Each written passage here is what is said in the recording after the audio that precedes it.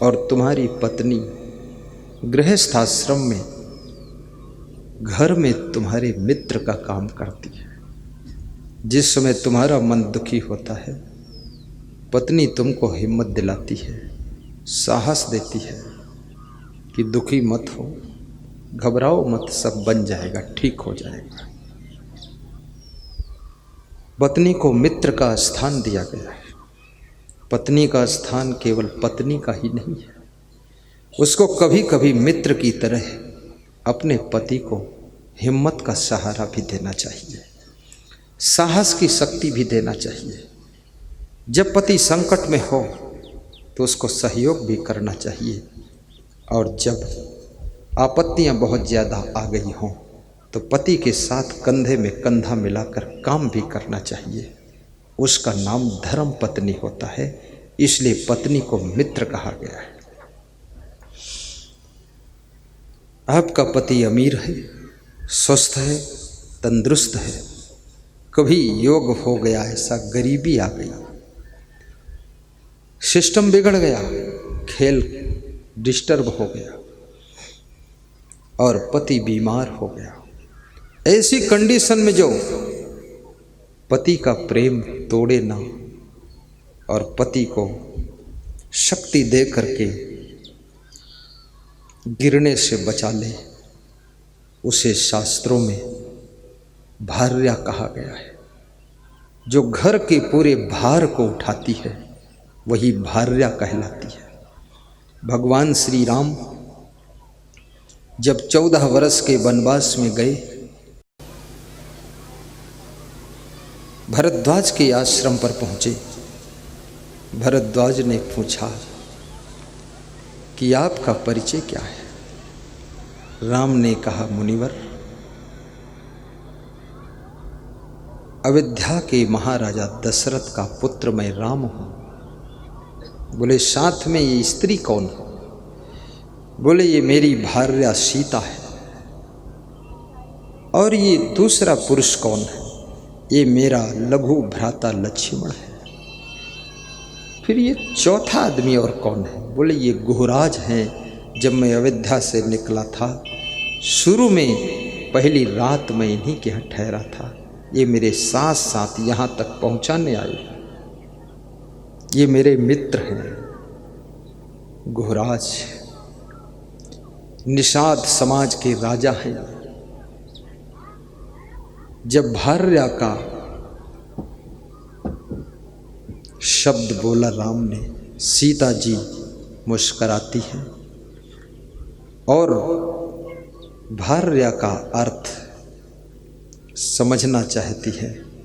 राम कहते हैं उस पत्नी को भार्या कहा जाता है जो अपने घर को, अपनी गृहस्थी के समस्त भार को अपने ऊपर ले लेती है और पति को निर्भर कर देती है। उसी नारी का नाम भार्या होता है, जो घर की भार खुद उठाती है, उलझन नहीं देती है और पति को बिजनेस में काम करने के लिए बिल्कुल निर्भर कर देती कि आप उधर देखिए, इधर मैं देख लूँ। घर का मैनेजमेंट भी अच्छा कीजिए। अगर आप किसी आश्रम में साधु बने हैं, शिष्य बने हैं, तो शिष्य बनने का मतलब ही नहीं सोते रहिए आप। शिष्य बनने का अर्थ नहीं खूब खाइए खूब सोइए।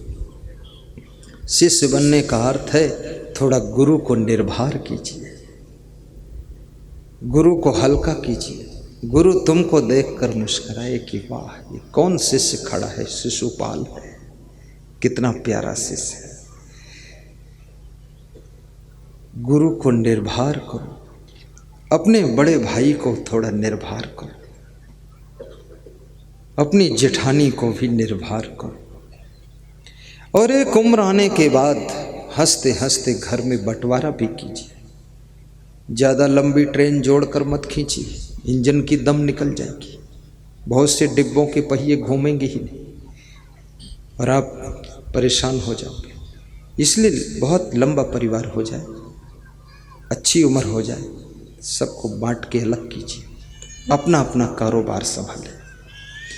क्योंकि बहुत लंबे परिवार में सदस्यों को संभालना कठिन होता है और साझे में बहुत से कैंडिडेट काम करना नहीं चाहते, इसलिए उनको अलग अलग मौका दीजिए ऊपर उठने का। तुम्हारा घर का विकास जिस तरह से रुके ना उस तरह से कीजिए। रोज रोज की लड़ाई झगड़ा से बेहतर है अलग अलग सिस्टम दे दीजिए। और सुई हित बंधु मोहि भाव, विद्यामित्रम प्रवासेषु भार्या मित्रम गृहेषु व्याधि तस्यैषधम मित्रम। और मनुष्य की बीमारी में अगर कोई उसका मित्र है तो दवाई है, औषधि, औषधि आपका मित्र है। इसलिए औषधियों के बारे में भी थोड़ा थोड़ा ज्ञान रखा करो। जैसे आपके पेट में कब्जियत बहुत होती है, कॉन्स्टिपेशन, आयुर्वेदिक औषधि में एक इंद्रायण की जड़ आती है,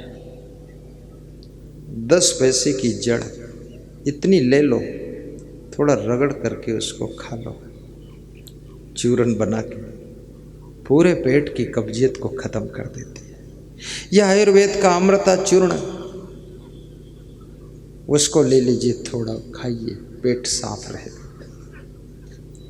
आंवला खाइए, पेट साफ रहेगा। केला खाइए, पेट साफ रहेगा। अमरूद खाइए खाली पेट नमक के साथ, पेट साफ रहेगा। पपीता खाइए, पेट के सारे रोग निकाल देगा। आज हमारे भक्त पपीता कोई लेकर आए थे, वो प्रदीप गंगवार साहब 2 पपीता लाए। वो समझते हैं एक आज खाओ एक कल खाओ, फिर तो चले जाओगे, फिर चाहे जहाँ खाओ, यहाँ का इंतजाम 2 दिन का कर। हाँ, ये हमारे भक्त भी कुछ थैला में लाए हैं, मैं देख रहा हूँ। मैं सोच रहा था शुरू में ले लूँ, नहीं तो मन बदल जाए, वापस ले जाए तो, लेकिन उनका मन बदलेगा नहीं, मुझे देने के लिए लाए हैं। कल पूछ रहे थे श्री दया शंकर वर्मा जी कि आपके पसंद की जो चीज़ हो खाने के लिए वो लाऊं। 3 बार पूछा, मैं उनको देखकर मुस्करा दिया। मैं मन में सोचा, बताया नहीं क्या पसंद है, मैं सोच लिया जो आप पसंद करोगे उसे ही मैं सबसे ज़्यादा पसंद कर लूँगा। मैं अलग से अपनी पसंद नहीं रखता हूँ, तुम्हारी पसंद मेरी पसंद है। ये भी होना चाहिए प्रेम के बीच में कि आपका भक्त जो पसंद करके ले आया, ठीक है, आनंद है उसमें, थोड़ा थोड़ा भोग लगा दीजिए। और शास्त्रों में लिखा है, गुरु वैद्य और ज्योतिषी देव मित्र बड़राज, इन्हीं भेंट बिन जो मिले होय न पूर्ण काज।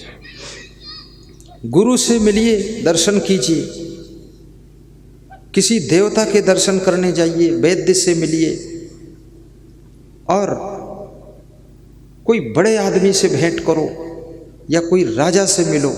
इनको खाली हाथ नहीं मिलना चाहिए। कुछ फूल है, माला है, फल है, कुछ भेंट है, कुछ मीठा है। गुरु को मिलो, कुछ दक्षिणा है, उनके चरणों में भेंट करो, तब वे प्रसन्न होकर के तुमको आशीर्वाद देते हैं, फिर आपकी मनोकामना पूर्ण होती है।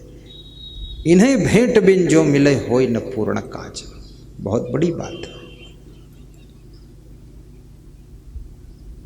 हमारे पास में करीब 100 नर नारी अभी मिलने के लिए प्रणाम करने आए थे, आशीर्वाद लेने। मैं देखता था, पहली बार था, उनको पता नहीं क्या करूं। तो कोई फूल तो मेरे हाथ में देता था, कोई चादर पर रखता था, कोई रुपया हाथ हम देते रहे, तो हम उसको सिखाते थे कि चादर पे रख दो, चादर पे दे दो, कोई बात नहीं। अब धीरे धीरे ट्रेंड हो जाएंगे, क्योंकि पहली बार आपके क्षेत्र में आया हूँ। और ये वीरेंद्र जैसे श्रद्धावान भक्त की बहुत बड़ी देन है। कौन कौन भक्त ऐसे हैं जो तकिया दिनारपुर गए थे, जरा उठकर खड़े हो जाए। ये 2 बच्चे गए थे, वीरेंद्र और सत्यम कुमार, धन्यवाद। हाथ जोड़ के उधर मुड़ कर दर्शन दो।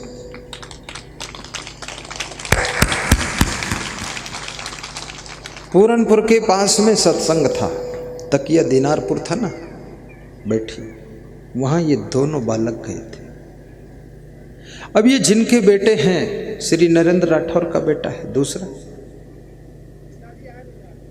क्या नाम है, कल मिलन होगा। उनके माता पिता धन्य है जो ऐसे भक्त पुत्र को जन्म दिया है। धन्या माता पिता धन्यो गोत्रम धन्यम कुलोद्भवा, धन्या च वसुधा देवी यत्र शाद गुरु भक्तता। वह माँ धन्य है, वह पिता धन्य है, वह कुल धन्य है, वह गोत्र धन्य है।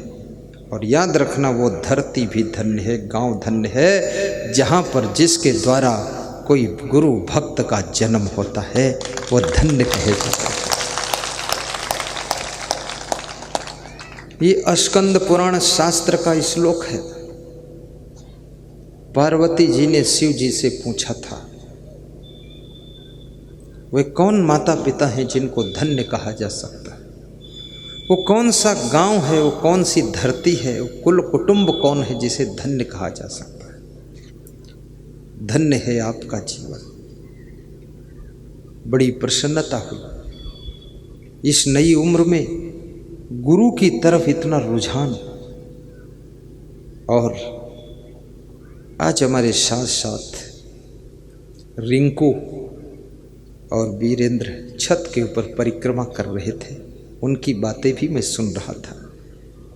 हमारे साथ जो परिक्रमा करता है उसकी बातें मैं सुनता हूँ, मैं बातें नहीं करता ज़्यादा। तो उनकी बातें सुनकर मैंने उनसे कहा इतना ज्ञान कैसे हो आपको? तो बता रहे थे आपकी कृपा है। तो हमने कहा सबको समझाते बहुत हो तुम।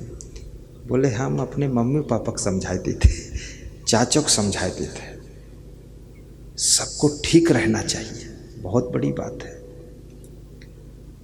पुड़िया नहीं खाना चाहिए, गुटखा नहीं खाना चाहिए, तंबाकू नहीं खाना चाहिए।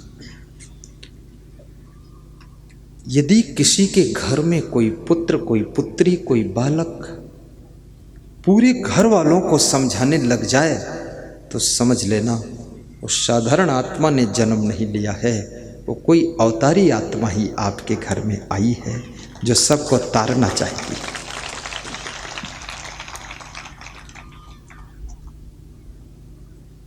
व्याधि तस्सौषधम मित्रम, आपके बीमारी के समय औषधि आपका मित्र है।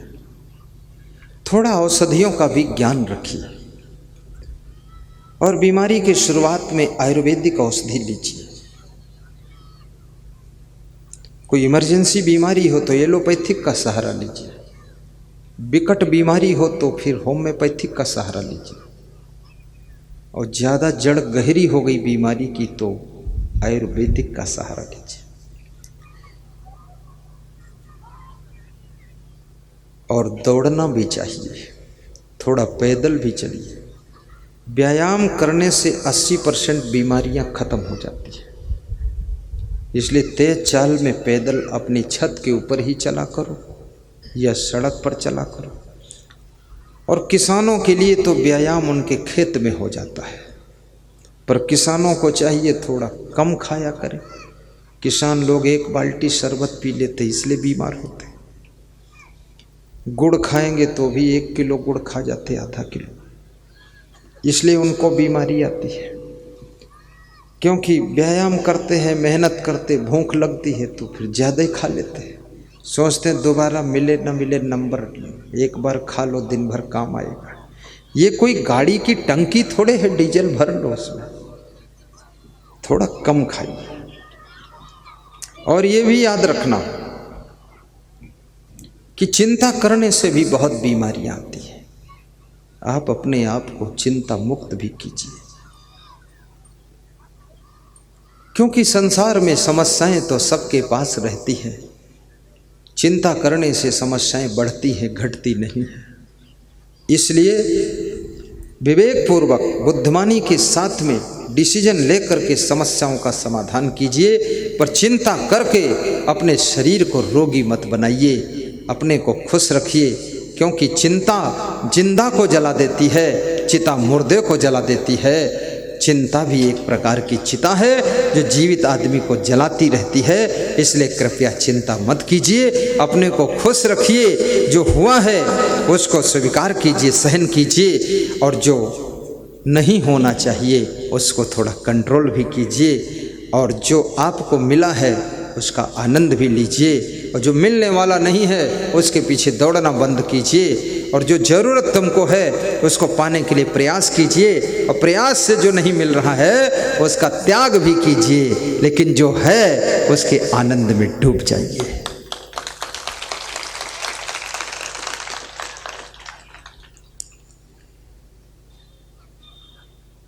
कभी राम बन के कभी श्याम बन के चले आना प्रभु जी चले आना।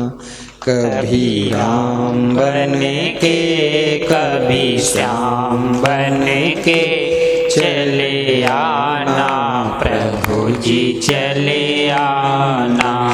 तुम राम रूप में आना, तुम राम रूप। बहुत सुंदर, सब गाइए और ताली बजाते हुए गाइए, धीरे धीरे ताली बजाइए। सीता साथ लेके धनुष हाथ लेके चले आना प्रभु जी चले आना।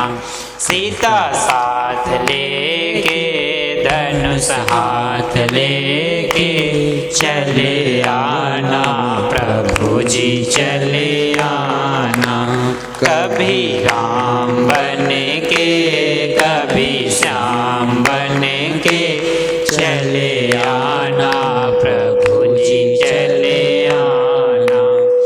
सुख करता बन के दुख हरता बन के चले आना प्रभु जी चले आना।